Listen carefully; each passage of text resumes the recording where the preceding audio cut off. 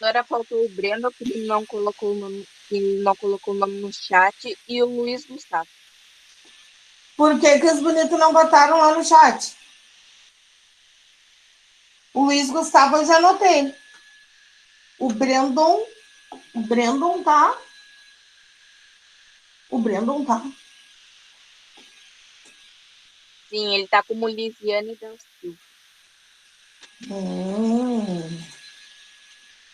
Deixa eu botar aqui, Brandon. Foi bom. Então tá, pessoal, bom dia. Para quem não deu bom dia, vamos iniciar mais uma aula de história, né? A melhor aula, né? Na última semana eu falei para vocês, falei sobre o trabalho que é a vida de vocês, tá? Esse trabalho, meus amores, mais uma vez, só dando uma recapitulada assim, ó, bem rapidinho, que na próxima aula a gente vai falar mais, vou dar um espaço maior para a gente falar sobre ele. Esse trabalho não é de gravação de vídeo. Esse trabalho é um jornal, um telejornal. Já botei ali o teu nome na chamada. Professora. E assim como todo telejornal, ele é ao vivo. Fala, Maria Eduarda. Ah, Thaís, eu tô tentando entrar, só que ela não tá. É que a internet dela Já tá. Ah, não, entrei. não. Ela entrou agora. Ah, tá. Bom É que dia, antes estava Thaís. caindo e eu não conseguia entrar. Muito bem. Então, meu povo, minha pova, tá? Que o povo está perguntando, tá? Esse trabalho não tem gravação de vídeo, tá, meus amores? Vários alunos mandaram mensagem, eu acho que estão confundindo com outra disciplina, tá? Não tem gravação Mas, de vídeo. professora, Oi, fale, assim, Davi. a gente tá tendo esses dias, a senhora não mandou a senhora mandou o slide do trabalho que era para ser feito hoje, né? Que é o texto e o mapa, tá? O mapa Não, por é aquele é exemplo. do último conteúdo, Davi. A revisão do Sim. último conteúdo. Tu vai ainda mandar o slide ou a gente vai ficar só com as anotações que foram feitas na aula passada sobre esse telejornal que é para montar? Tu diz um slide para explicar o trabalho? É, É que e a as tua voz datas, está bem inclusive. baixinha. Deixa eu ver se eu consigo aumentar a tua voz. É que tu tá bem baixinho. Tu tá perguntando, Davi, se eu vou mandar a explicação do trabalho em Sim, slide, é isso? Eu sim. disse para vocês que eu ia fazer, né? Na próxima aula, que é a aula que eu vou tirar um tempinho para falar sobre o slide, eu vou apresentar para vocês, Tá. tá? Então, entenderam essa parte, povo? Não tem gravação. É ao vivo. Telejornal é ao vivo. As notícias do seu dia a dia através da história, viu? Aí é vocês que vão organizar. Na próxima aula eu vou dizer quem é que vai participar da bancada do telejornal, como é que vocês vão se organizar, se é uma pessoa, se é duas pessoas que irão apresentar o telejornal, até três pessoas, né? Mas aí é tudo com vocês. E a gente vai ver na próxima aula.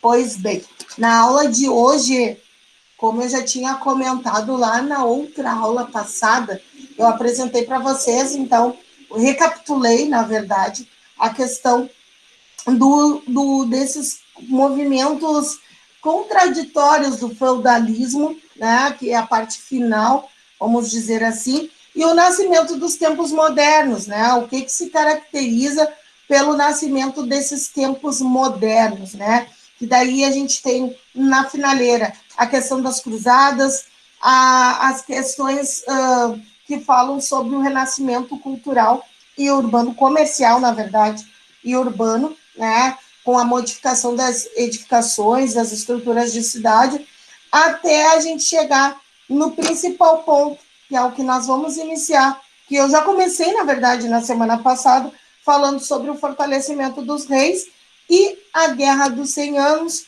que contempla, então, essa questão da crise geral do feudalismo, né? Crise da igreja, crise geral do feudalismo, e a importância, né, na verdade, do significado desse estudo. Como eu disse para vocês, são coisas que nos levam, né, a parar um pouco para pensar o que nós temos hoje, né? o que representa hoje a instituição igreja, né? A gente sabe qual foi a importância, principalmente nessa época feudal, a importância, principalmente dos monges, a importância, o significado da igreja para essas comunidades, para essa sociedade, a questão da formação intelectual desses indivíduos que eram caracterizados como membros de famílias mais abastadas, de famílias mais ricas, e qual era a diferença, então, da formação, né, desses núcleos urbanos. Então, isso tudo é muito importante para que vocês também possam entender os movimentos futuros. A gente já inicia a aula de hoje, já para vocês ficarem nessa linha de pensamento, né, do que eu falei na última aula e no que tem para essa, num vídeo, tá, que eu tenho aqui sobre, que é um vídeo de história e geografia que fala um pouco sobre essa narrativa. Pessoal, aquele velho combinado, deixem as câmeras aí de vocês, o microfone, na verdade, desligado, eu vou desligar o meu também, para que vocês possam ter uma melhor compreensão do vídeo, tá? Qualquer coisa, vocês dão um oi para mim. Vou botar aqui para compartilhar.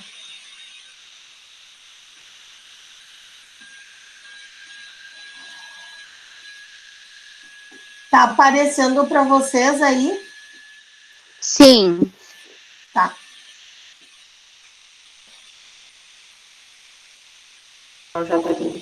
Deixa eu... Peraí, primeiro eu vou desligar meu microfone. Deixa eu desligar meu microfone. Ligando o microfone.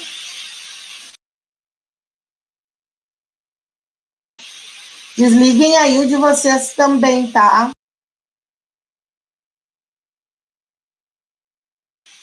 Quem quiser também sair do vídeo para ajudar aí na transmissão, pode sair. Viu, Mariana? E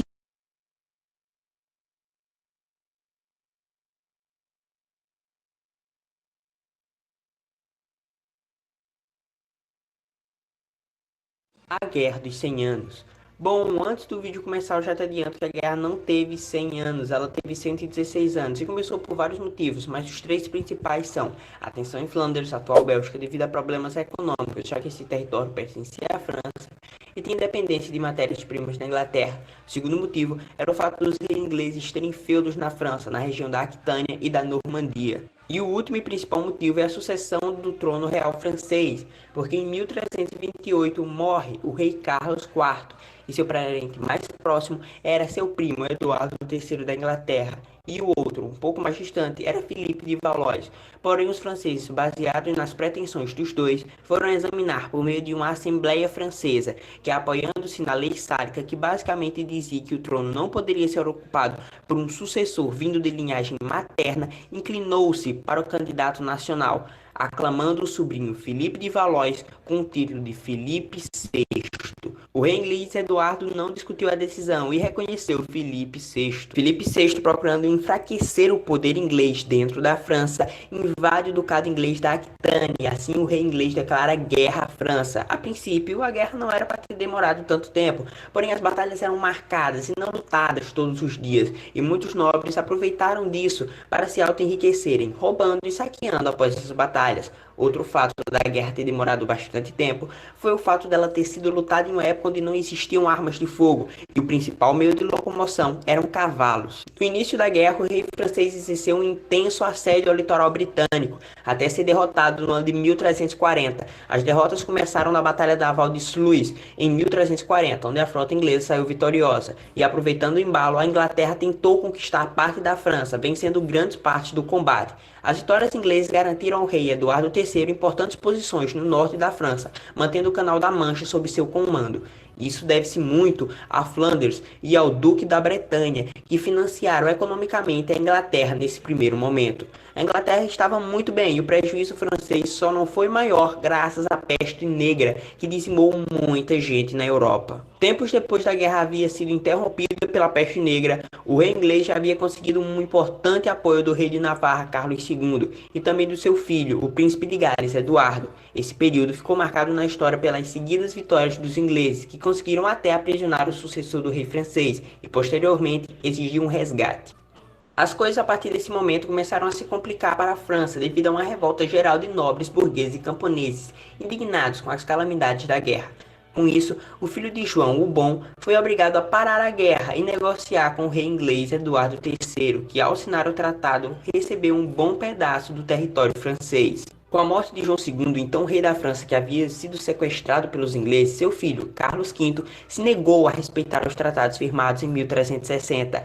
Dessa vez, a França desfrutava de uma melhor posição. Com Carlos V, a França reunificou seu exército e retomou importantes territórios que havia perdido. Isso possibilitou o Estado aumentar sua arrecadação. Em 1377, o rei da Inglaterra acabou falecendo e seu sucessor era Ricardo II, uma criança de apenas 10 anos. A Inglaterra continuou sob pressão, até que a morte do rei francês em 1380 deu uma amenizada. Em 1389, o rei da Inglaterra, Ricardo II, alcançou a maioridade e viu que a guerra estava meio parada. Porém, ele tinha que lidar com as revoltas no campo, que a princípio não eram tão sérias, até que parte da nobreza ficou revoltada e levou Henrique IV ao trono inglês. Já na França, as batalhas foram mais complexas, e depois da morte do rei francês Carlos VI, uma criança de 12 anos assumiu o trono. Porém, os grupos internos alegaram que ele não tinha condições de tomar conta da França e começou uma guerra civil pelo trono real francês. Isso animou em muitos ingleses, que já haviam passado o trono para Henrique V, que partiu para cima da França e dominou vários territórios. E assim o rei Carlos VI, que conseguiu se manter no trono, foi obrigado a assinar um tratado de paz. E com isso a Inglaterra ficava com boa parte do território do norte da França, incluindo a capital Paris. Henrique V aproveitou, se casou com a filha de Carlos VI e passou a ser herdeiro do trono francês. E com isso a Inglaterra passou a dominar toda a França, até que os dois reis faleceram e o trono ficou para Henrique VI, que era um recém-nascido. E então 2 duques ingleses começaram a regência na França e na Inglaterra. Porém, Carlos VII declarou-se rei do território francês do sul, e assim a França ficou dividida em 2 partes. Nesse contexto, uma camponesa visionária lança uma resistência e reúne um exército nacional, e com seu bravo nacionalismo, vai à guerra defender a França como sua nação, e ela recupera a maior parte do território perdido, e no fim, Carlos VII é coroado o rei da França e essa camponesa heróica e visionária, lembrada até hoje, Joana d'Arc, foi capturada e entregue aos ingleses e no fim acabou sendo queimada na fogueira. Bom pessoal, essa é a Guerra dos 100 Anos, espero que vocês tenham gostado. Se vocês gostaram, deixem o like, compartilhem com seus amigos e até a próxima.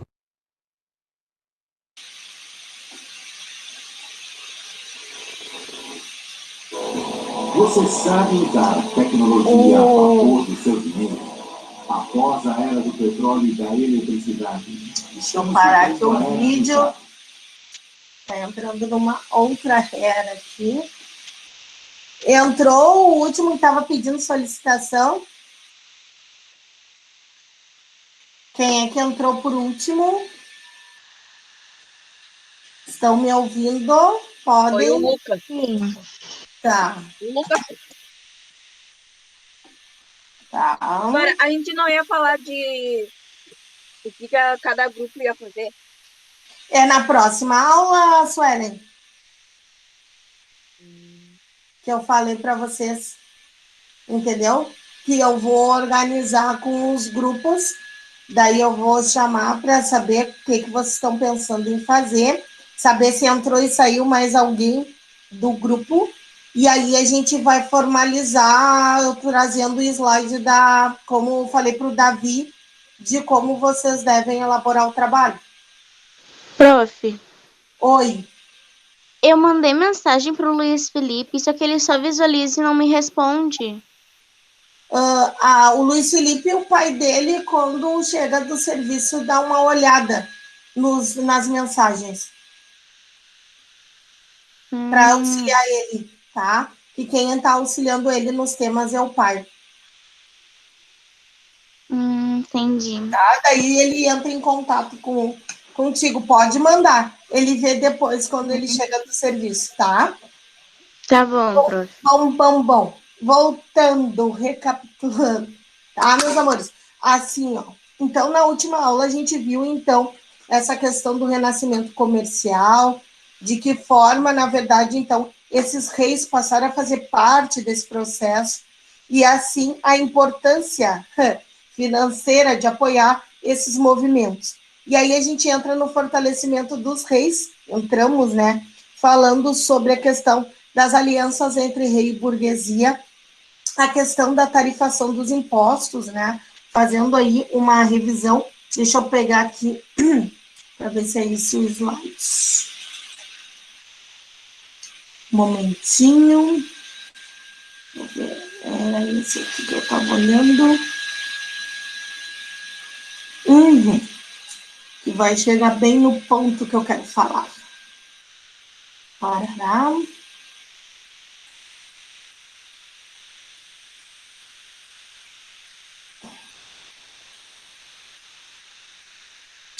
Tá compartilhando aí com vocês o slide?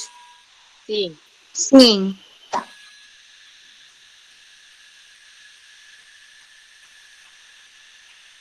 Vou aumentar aqui. Ops. Tá. Então, tudo isso são modificações que nascem principalmente na Europa, né?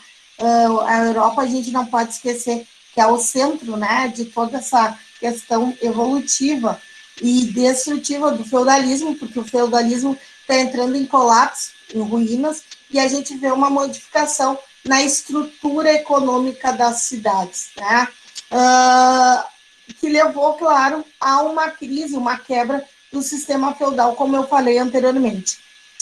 O que é importante, né? A gente começa aí pela questão das inovações técnicas, porém, que a gente já viu também, quando se falou na crise geral lá do feudalismo, é um outro ponto, tá?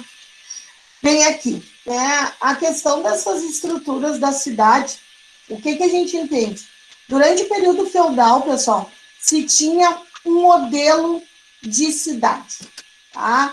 Quase ainda naquele regime de Gueno, né, de formação de cidade, ainda que se tinha uma figura muito grande das estruturas familiares na formação do núcleo dessas cidades. O que vem, né, disso vem de uma cultura primitiva, que a questão econômica, a base da economia, ainda continua na questão da agricultura, muito forte isso.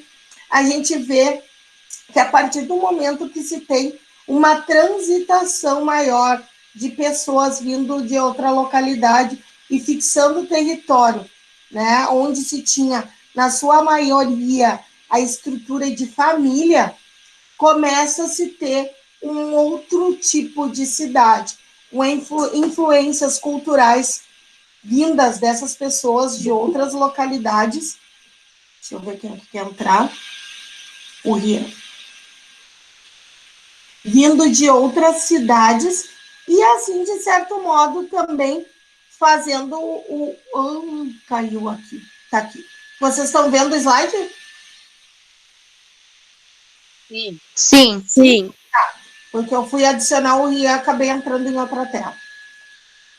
Então, o que a gente tem? A gente tem a introdução da cultura desses outros povos, né? E, assim, a contribuição de forma positiva e também de forma negativa.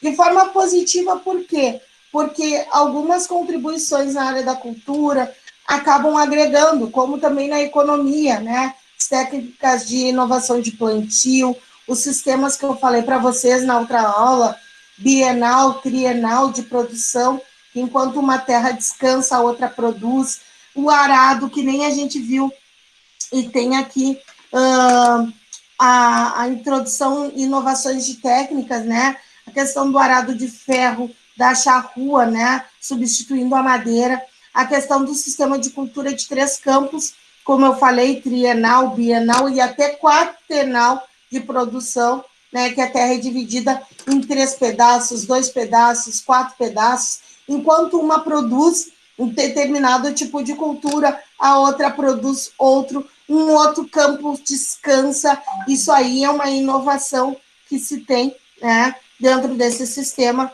A utilização do cavalo para puxar o arado, que antes era atrelado pelo peito, né, aqui na parte da região do pescoço, com uma corda, eles passam a usar os animais para fazer isso. Antes era a própria pessoa que fazia. Aí fala sobre o rendimento e resistência das pessoas, que levava ao desgaste do homem do campo, porque era ele, os camponeses que faziam isso, e o aprimoramento da difusão. O que é difusão? O que é difusão? É espalhar, pessoal. Difusão é espalhar. Então, se tem aí um novo sistema dos moinhos acionados principalmente pela força do vento e da água. A gente vê em algumas, que nem essa aqui, né? O moinho, que é um sistema de rotação de pás que é feita através do vento, né? E aqui fala sobre a rotação das culturas. A rotação das culturas consiste em alternar os cultivos diferentes ao longo de 3 anos, em uma área propriamente dividida em 3 partes. A cada ano, enquanto 2 áreas forneciam 2 produtos distintos, o trigo, a cevada, ou, vamos supor, as áreas de plantação de uva, ou, enfim, a outra descansava. Então, a cada ano, enquanto 2 áreas produziam, na verdade, fornecendo a matéria, as outras 2 áreas descansavam. A terceira permanecia em descanso, sendo utilizada para as pastagens. Esse modo, além de diversificar o tipo de produção, a rotação evitava o esgotamento do solo. E isso é muito importante, vem desde o período da Mesopotâmia, a importância e o significado de não haver o esgotamento do solo. E aí tem ali um gráfico mostrando o primeiro ano, o primeiro tipo de cultivo, como exemplo, o trigo, depois o segundo cultivo, o que era o cereal, e depois no terceiro ano, o descanso dessa terra, que era importante descansar o solo para que não houvesse o esgotamento. E aí a gente pula, né? Aqui fala sobre a questão dessas mudanças que causaram o aumento da produção, que nem eu disse para vocês, enquanto se tinha um determinado grupo ocupando aquela terra, que era basicamente voltado para o grupamento familiar, começa a se diversificar, entrando outras pessoas de outras localidades, né? E assim é um aumento de produção de alimentos, principalmente, porque tem que abastecer o consumo interno, né? Isso acabou contribuindo para o crescimento da população e o revigoramento das cidades e do comércio, que é o que nós temos como título, o renascimento comercial e urbano. O aumento da oferta de alimentos permitiu que muitos camponeses deixassem, então, o campo em busca do meio de vida nas cidades. Então, algo que a gente chama de migração, né? As pessoas saindo da zona saindo da zona rural e indo para a zona urbana, indo em busca de melhores condições de vida, porque eles acreditavam que, a partir do momento que há um aumento populacional no campo, há um esgotamento principalmente de produção e alimentação. Assim muitos entendem. E eles decidem ir para a área urbana. Só que é um detalhe, né, gente? É o que se fala até dias de hoje. Somente saia da sua localidade quando tu tem certeza daquilo que tu vai fazer.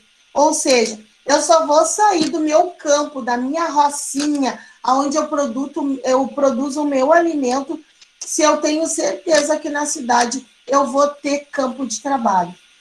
E foi o que muitas pessoas não pensaram nesse momento. As pessoas saíram do seu habitat natural, do seu local de nascimento, e foram, assim como a gente vê, inclusive em pleno século XXI, acontecer, as pessoas fazendo isso, não tendo certeza daquilo que vão encontrar, e matam no peito e vão, e se dão mal, se dão muito mal, porque pelo menos essas pessoas que moravam na área rural, elas tinham como plantar, elas tinham como fazer acontecer para não faltar comida para sua família. E quando elas fazem isso e vão para a cidade grande, elas começam a se deparar com a área da pobreza e da marginalidade. Mais uma vez eu torno a dizer para vocês, e pode ser pauta aí de alguns trabalhos. Pessoal, a questão do nascimento das áreas de periferia no mundo se dá, na grande maioria, em função dessas modificações estruturais. As pessoas saindo da sua área de natureza e indo se aventurar nas grandes cidades. Então, a gente tem ali no segundo quadro o aumento da oferta de alimentos, permitiu que muitos camponeses deixassem o campo em busca de outro meio de vida das cidades, já que não havia mais necessidade de tanta gente trabalhando na agricultura. Porém, aquilo era certo. E aí tu vai para um outro lugar, para uma outra cidade, em busca do nada, porque não tem certeza de nada. Aqui tem uma ilustração das pessoas na área central, né? Depois de deixar os grandes centros urbanos. E aqui a gente tem um mapa da expansão do comércio nesse período. Deixa eu ver se eu consigo aqui. A partir do século XI, as atividades comerciais tiveram grande desenvolvimento na Europa Ocidental. Não é à toa, porque houve um crescimento populacional e as pessoas passaram, então, a diversificar essa forma de comércio. Deixa eu ver quem é que está chamando aí para entrar. Não tem ninguém aqui. Em vez de tu estar nessa cidade pequena, para somar, tu vai para uma cidade grande e deixa de tornar a tua cidade uma maior. Davi, as pessoas não tinham noção dessa questão. Tanto que esse mapa que mostra o comércio no final do século XV, ele é bem claro, né? O que são os centros econômicos nessa parte verde aqui, tá? Só que são tudo rotas de comércio. Não podemos esquecer do favorecimento dos mares e rios para que isso ocorresse, para que houvesse o escoamento de produção. A gente tem aqui o mar Mediterrâneo, né? A gente tem o Mar Negro. Aqui é aquilo que eu digo sempre para vocês. O comércio marítimo, ele possibilitou o escoamento de produção, mas ele não foi aquele fator decisivo para que essas pessoas tivessem a certeza que, saindo da sua zona de nascimento, indo para a cidade, elas fossem, então, ter êxito naquilo que elas foram buscar. Grande maioria voltou para o campo, né? Aqui a gente tem, nessa parte em azul, nesses quadradinhos que eu estou no cursor, o centro econômico exeráticos, que diz aqui, tá errado aqui, que seriam os pontos de venda dessas produções. Na parte verde, que são esses pontinhos aqui, mais claros, são as principais feitorias italianas, que seriam aquele comércio local de produtos artesanais, por exemplo, né? Isso. Esses outros traçados em verde aqui, que são os pontos mais extensos, seriam as rotas comerciais, então, genovesas, que seriam aqueles que são os fabricantes das embarcações. Essa rota aqui, em lilás, seriam as rotas venezianas. Essas aqui, ó, lilás, roxo, lilás aqui, que fazem toda a volta. Vejam que eles têm aí um grande alastramento comercial com essas rotas venezianas. As rotas comerciais asiáticas são as em azuis, que são as mesmas que eu falei desses pontos dos quadradinhos em azul escuro. As grandes feiras, que são essas casinhas aqui, ó, São como se fosse, deixa eu ver para explicar para vocês, o nosso mercado público, tá? Seriam essas grandes feiras, onde os produtores faziam a exposição, é como se fosse o mercado público, tu chega lá, tem materiais de tudo quanto é tipo de lugar, De diversidade grande, de outras cidades, enfim. Era da mesma forma essas feiras. Aqui a gente tem alguns pontos de feira, mas nesse lado aqui, voltado ao Oceano Atlântico, né, que a gente vê esses grandes centros de feira, ó, aqui mesmo. Aqui nessa parte rosa, que também são os pontos intermediários dessas feiras, tá? Nessa parte rosa, que também estão interlocados às grandes feiras. E a parte em laranja, que é aqui nesse ponto, são as caravanas que se distribuíram principalmente em direção aos pontos do Oceano Atlântico e do Mar Mediterrâneo, tá? Essa é a expansão comercial. Aqui fala também sobre essas feiras medievais, que a gente já viu também lá na outra aula, que a pessoa só podia trabalhar se pertencesse a uma corporação de ofício, que era uma associação que existia, essas corporações de ofício, associadas de profissionais do mesmo ramo de atividade. Então, eles se uniam para, então, propagar esse tipo de trabalho. Deixa eu ver aqui.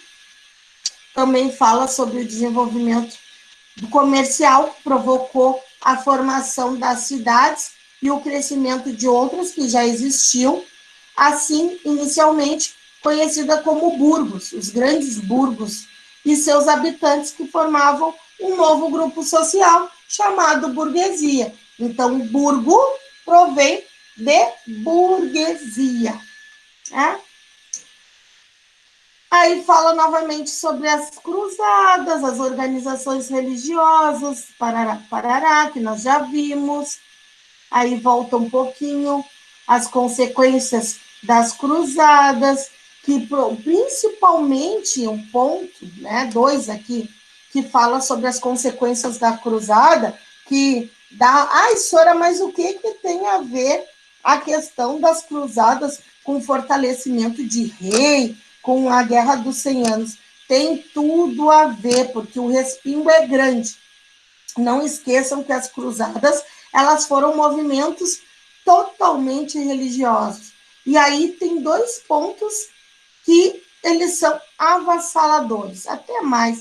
O enfraquecimento do sistema feudal, o aumento do comércio entre Oriente e Ocidente, que fez prosperar a parte oriental, tá? A participação dos europeus no rico comércio das especiarias pelo Mediterrâneo, que isso rendeu muito lucro, e o enfraquecimento da nobreza, que se endividou montando as cruzadas, né? Mesmo sendo um movimento estritamente de caráter religioso, teve a participação da nobreza. A gente não pode esquecer disso. E isso vocês devem ter também anotadérrimo, né? Aqui fala sobre a crise, que deu o ponto que eu queria chegar. E está aqui a questão das doenças contagiosas que surgiram nesse longo processo europeu. Por que as doenças apareceram em larga escala nesse período? Justamente pelo trânsito de pessoas que ocorreram saindo da área rural e indo para a zona urbana. Chegando na zona urbana, de certa forma, o que acontecia, pessoal? As pessoas lá na área rural, elas estavam protegidas, porque, afinal de contas, elas viviam somente com aquele grupamento. A partir do momento que elas saem da sua zona habitual de convivência e passam aí para as grandes cidades, elas estão propícias a serem, então, agraciadas né, a grosso modo dizendo, por essas doenças que estão em grande processo de alastramento na Europa, tá? A gente vê isso acontecendo, inclusive, em pleno século XXI. Não vamos longe. Hoje, né, as pessoas que ainda vivem nos centros mais afastados, né, digamos, nas cidades mais afastadas, quando essas pessoas vêm para a área urbana, saem do rural e vêm para a urbana, elas acabam comprometendo a sua saúde em função disso, porque aqui há uma mistura de pessoas, né? Assim como acontecia na Europa. As condições de higiene, elas eram péssimas, elas eram precárias. A questão do lixo, a questão da água, não havia saneamento básico, né? Então, diz ali o seguinte, que as condições de higiene na Europa eram péssimas, o lixo das casas era lançado às ruas, não havia encanamento ou esgoto, tudo isso contribuiu para que uma terrível epidemia de peste atingisse todo o território europeu, como mostram aí as ilustrações, né? E aí, pessoal, é outro conteúdo que vocês podem usar para o jornal. Com o que se parece essa história da peste negra hoje? Com que fica aí bem parecido, se for fazer um comparativo aí do ontem e o hoje? Covid. Também com a Covid, né? Não encontraram aí em alguns lugares, na água também, pontos de Covid? Usem a inteligência, vão atrás, né? Falem com a professora de ciências para auxiliar e até mesmo a professora de arte nesse trabalho de vocês. Nós temos aí o ROPS, que é uma espécie de ratazana responsável pela disseminação da peste. Tem aí o Rota Stewart, que é o filme que mostra, o desenho animado, que mostra como se espalhou essa questão da peste negra. Ela era provocada por uma bactéria transmitida por pulgas que picavam os ratos e depois os seres humanos. Foi trazida para a Europa, né, através dos navios vindo do Oriente, e matou cerca de 25 milhões de pessoas. Dizimou, como se diz, 1/3 da população da Europa na época. Então, para ver a gravidade da proliferação dessa bactéria, que é transmitida através da pulga, que picava o rato e depois passava para os seres humanos. Vejam, pessoal, tamanha complexidade dessa questão das doenças nesse período. Eu tinha esse filme do Rota Stewart. Alguém já assistiu? A parte que, principalmente, que fala sobre Não, isso. não assisti, mas parece interessante. É bem legal, porque é em desenho animado, né? É bem interessante, muito interessante. Se vocês encontrarem, acho que tem na internet, que fala, que tem esse filmezinho. Aqui é um mapa da peste negra da Europa e o desgaste e o alastramento que foi, né? Pega aí um período bem expressivo, 1347, 1351, aí na parte mais em amarelo, e a evidência do alastramento da peste bubônica, que era chamada peste negra ou peste bubônica, na Europa nesse período. Foi avassalador. E aí nós chegamos para que vocês pudessem, então, entender como se deu o desenrolar do processo, a Grande Guerra dos 100 Anos. Foi um conflito entre a França e a Inglaterra, levada por disputas políticas e econômicas. Gente, é o que eu falo sempre, né? E aí vira ano, fecha ano, entra ano, saímos de um período, entramos em outro período, e as motivações para as questões negativas, elas permanecem as mesmas. É sempre a questão das disputas políticas e econômicas, né? Que é o grande fio da meada de tudo. Aquele negócio, direita e esquerda em guerra e ninguém em guerra pra frente. Exato, exato. É o Davi que está falando? Sim, Flora, sim. É isso mesmo, sabe? Aí vocês têm um grande pano de fundo para desenvolver esse trabalho. Nós temos aí, então, esse conflito dessas disputas políticas e econômicas que ocorreu, então, entre o século XIV e o século XV, 1337 e 1453, alternando períodos de combates e tréguas. Por que combates e trégua? Ora disputa, ora dá um tempo. Porque, pessoal, tem que ter dinheiro para fazer isso. Né? Tu tem que ter investimento para participar de um embate grande como esse. Aí fala sobre a Santa Joana d'Arc, para alguns, né, que apareceu lá no videozinho, que eu até vou soltar o vídeo de novo, aí nesses 5 minutos finais aí de aula, 10 minutos, porque ele é um vídeo rápido. Né? Aquele do desenho animado, ele é rapidinho, mas ele é de bastante importância para entender essa parte do processo. As revoltas camponesas, elas aconteceram justamente em função dessas reivindicações, né? E o legal que fala lá no videozinho que a Guerra de 100 anos não durou 100 anos. A Guerra de 100 anos durou 119 anos. Né? O cara fala bem ligeirinho. Condições de vida precárias para os que sobreviveram à peste, muitos nobres acabaram congelando salários, parando, né, não aumentando mais os salários, e aumentaram o valor das prestações devidas pelos servos. Lembrando, os servos eram aqueles que buscavam, através dos nobres, subsídios para desenvolverem a sua produção. E aí, através disso, da venda dos seus produtos, eles pagavam os nobres, pagavam aquilo que eles pegaram emprestado. Que botaram ali no grupo. Isso provocou inúmeras insurreições camponesas.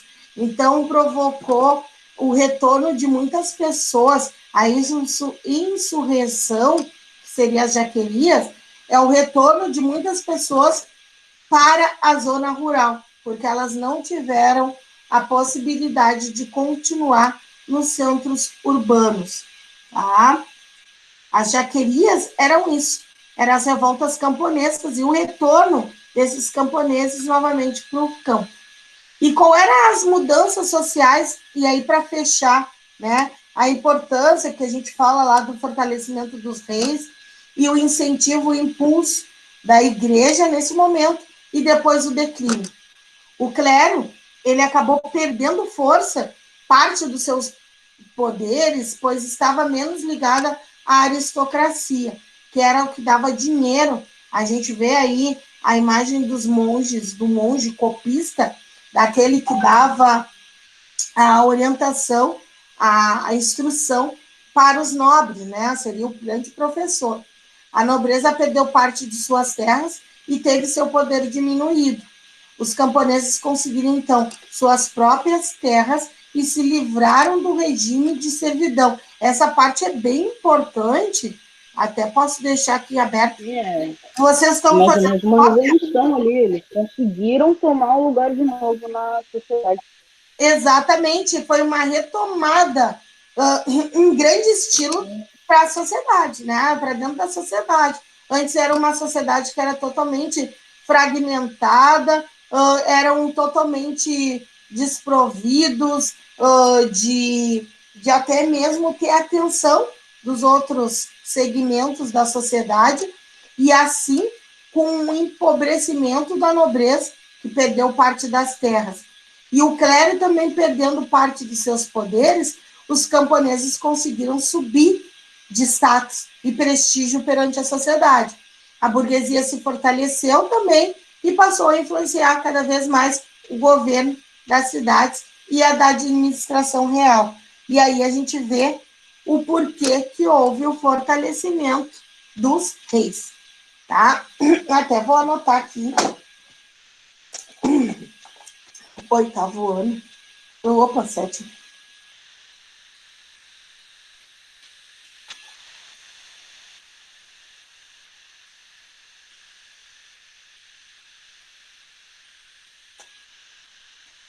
Assim, ó, vou voltar lá no vídeo, pessoal, novamente, para que vocês entendam mais uma vez, vou parar aqui a apresentação, o que foi, então, essa minha fala. Então, voltou. Cadê o vídeo?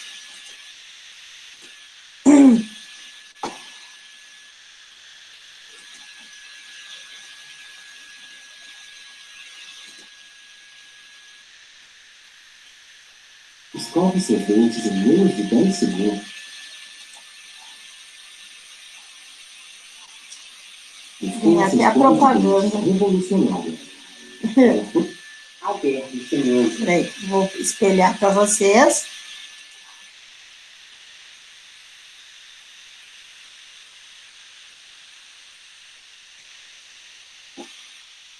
Desliguem os microfones. Vou desligar o meu.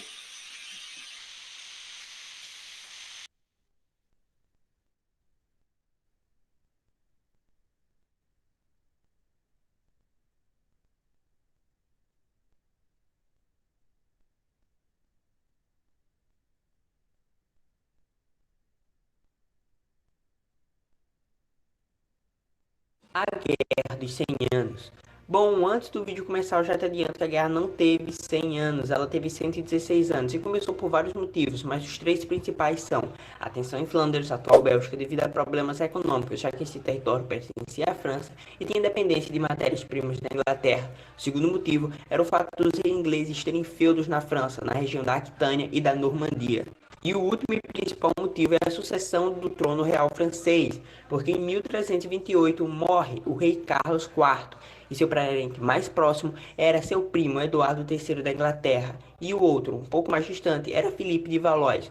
Porém, os franceses, baseados nas pretensões dos dois, foram examinar por meio de uma Assembleia Francesa, que apoiando-se na lei sálica, que basicamente dizia que o trono não poderia ser ocupado por um sucessor vindo de linhagem materna, inclinou-se para o candidato nacional, aclamando o sobrinho Filipe de Valois com o título de Filipe VI. O rei inglês Eduardo não discutiu a decisão e reconheceu Filipe VI. Filipe VI, procurando enfraquecer o poder inglês dentro da França, invade o ducado inglês da Aquitânia e assim o rei inglês declara guerra à França. A princípio, a guerra não era para ter demorado tanto tempo, porém as batalhas eram marcadas e não lutadas todos os dias, e muitos nobres aproveitaram disso para se auto-enriquecerem, roubando e saqueando após essas batalhas. Outro fato da guerra ter demorado bastante tempo foi o fato dela ter sido lutada em uma época onde não existiam armas de fogo e o principal meio de locomoção eram cavalos. No início da guerra, o rei francês exerceu um intenso assédio ao litoral britânico,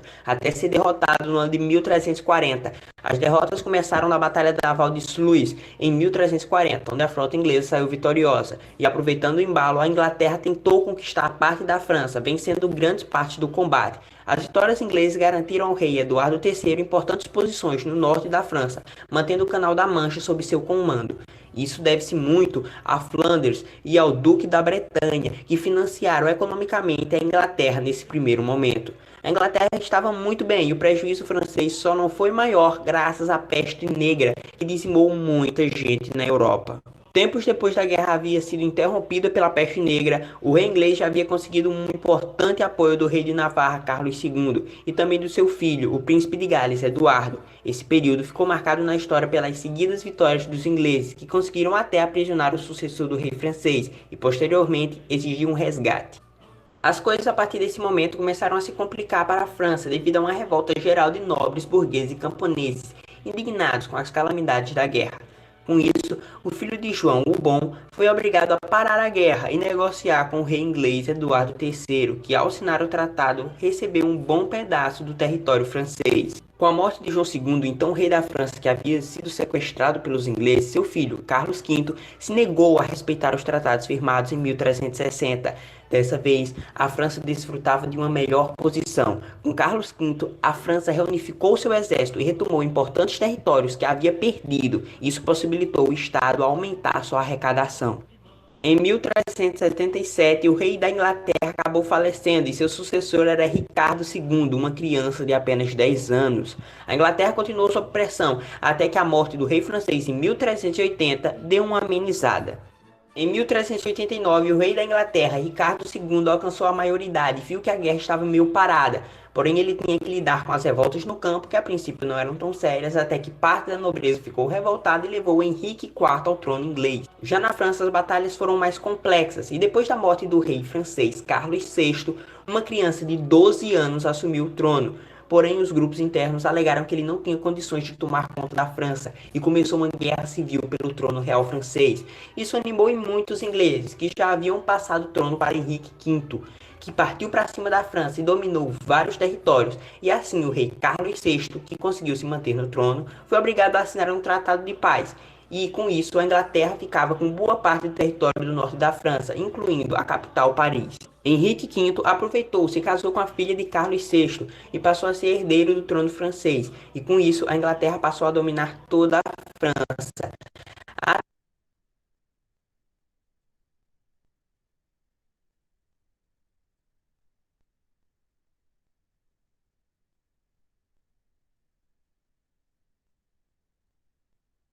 Queridinhos, queridinhos, chat somente para as questões de aula. Podem abrir as câmeras, amores do meu tum-tum.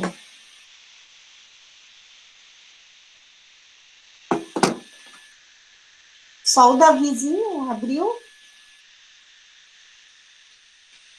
Cadê os outros para abrir? Coisa mais amada. Mariana, Luiz Gustavo, Vitória, Júlia, Luísa, Suelen, a Natália. Vamos lá. Quero ver os rostinhos. Oi, prof. Rian, oi. O Rian. Thaísa, Vitória. Que eu não abri a câmera. Pessoal, o negócio é o seguinte. Então, na próxima aula, tá? Já venham com as devidas modificações que vocês querem para os grupos, e nós vamos falar no primeiro momento da aula sobre a elaboração do trabalho, que daí eu vou trazer o passo a passo para vocês. E depois a gente segue aí na Guerra dos 100 Anos, tá? Então, no primeiro momento, quem tiver aí alterações de... Olha, Suelen, Deus o batom para aula. Vocês tiverem alguma alteração, a cara do Luiz Gustavo, para fazer, tá? Referente aos trabalhos, aos grupos, vocês tragam, então, para a próxima aula, tá? Bonitos. Muito bom, a Thaísa já botou lá no grupo de vocês, da história, o vídeo, esse que foi compartilhado. Eu não tô no grupo, prof. Quem é que postou lá? Foi a Suelen? Davi, eu. Eu vi que alguém postou já esse eu mando pra ela agora. O link lá no grupo desse vídeo, para quem quiser assistir depois novamente. Assim como esses slides, eu não sei quem é que me perguntou, acho que foi a Luísa na outra aula, alguém.